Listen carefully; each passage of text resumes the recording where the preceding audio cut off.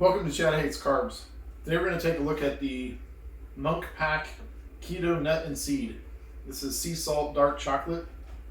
Not generally a dark chocolate guy, but I saw these, and the cool part about these is they use allulose as their sweetener, which is sweetener found naturally in small amounts in maple syrup, figs, and raisins. Allulose has virtually no impact on blood sugar and insulin, so that's, I mean, obviously that's the whole keto part of it, but anyway, total carbs, 14 grams, 4 grams of fiber, 7 grams of allulose, and no sugar alcohols. So you're talking about 3 grams net per bar. That's pretty good.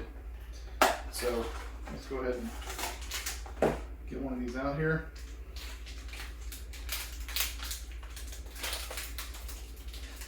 Like I said, I'm not really a dark chocolate guy, so hopefully the nuts will kind of overtake it.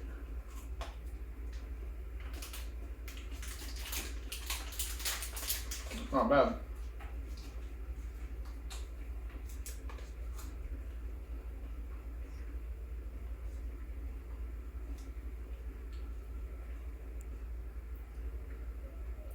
Okay, there's the dark chocolate stank. At the beginning, it tastes almost just purely of the nuts, which I like. It's pretty good.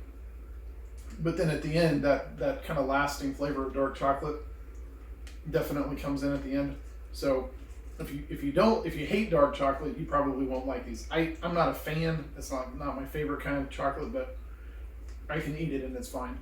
So texture-wise, this is fantastic. It's like it's got the chocolate coating around the bottom, and then it's just got the mix in nuts with a little drizzle on the top. It's not crispy, but it's also not too gummy. It's not too dense. It reminds me a little bit of like a Payday in terms of that texture because of the nuts.